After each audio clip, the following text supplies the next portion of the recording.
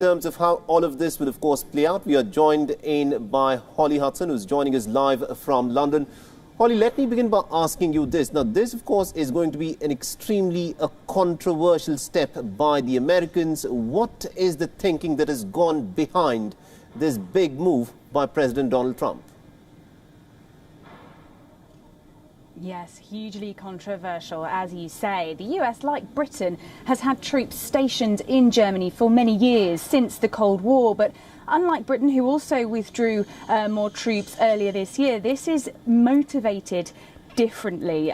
This is the third of the entire US military force currently stationed in Germany, more than was previously announced that would be removed. And they're also moving the European headquarters from Stuttgart to Mons in Belgium at a cost, as you say, of billions. Now, why? Well, the official line from defence leaders is that the plan is part of the Pentagon's broader effort to redistribute US forces across the world to better compete with powers such as Russia and China. But if we look at what Donald Trump has attributed the reason to, it is seemingly much different. He essentially points to the fact that this is to punish Germany for what he has long criticised them for. He believes and has repeatedly accused them of not spending enough or meeting that 2% of GDP defence target for NATO. Now, in his own words, Donald Trump said, "We don't want to be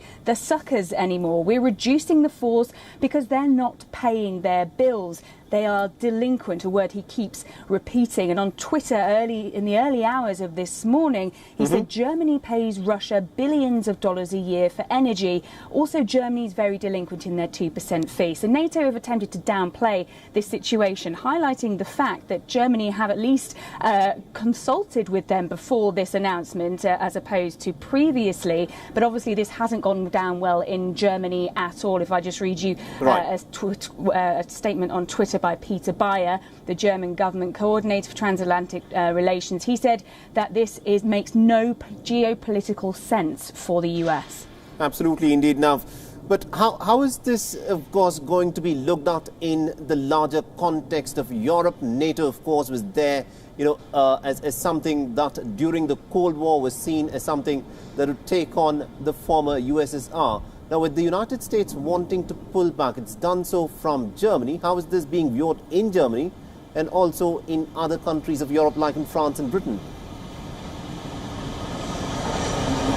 Yes, well, the fact that Germany are pointing to or say that this is a military decision, a strategic decision, and will help in terms of redeployment and being able to further fight against Russia and other powers such as China. But as I've said there, Peter Bayer from the German government, of course, doesn't believe that this makes any sense from a military or strategical point of view, going on to say, "I stand by my view. The US troop reduction is not in the security interests of Germany or NATO." And you previously pointed out that US lawmakers as well are very divided on this. Many have moved to condemn this, including one who says that this is just to embarrass Germany, and no plan or no consultation has been made. This is a really bad idea.